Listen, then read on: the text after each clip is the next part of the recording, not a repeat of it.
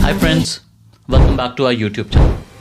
If you are watching this video, then you are interested to apply for ILR, which is also known as Indefinite Leave to Remain or the permanent residency in the UK. And congratulations, you have already taken the first step to secure your future in the UK. In this video, I'll walk you through everything you need to know, what documents are required, what checklist you need to meet, and all the other information. So without any further ado, let's dive in. First, let's talk about the essential documentation that you need for your ILR application.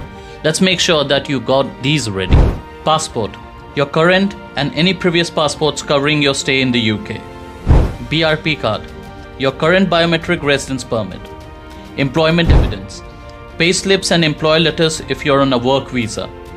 English language test, a recognized certificate unless you're exempt. Life in the UK test certificate, proof that you have passed the mandatory test.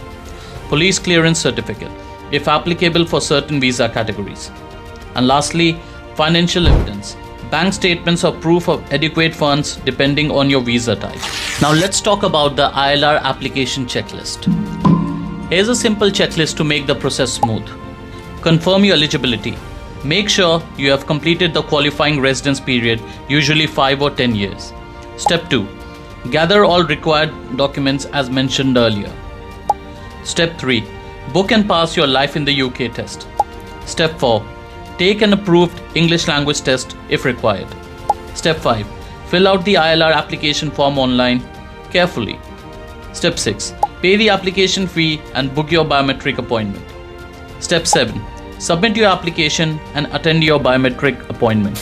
Now let's talk about what gaps in your immigration history are allowed. 180-day rule. You're allowed up to 180 days of absence from the UK in any 12-month period during your qualifying period. Exceptions. Absences due to serious illness, compassionate reasons, or specific work assignments may be acceptable if you can provide evidence.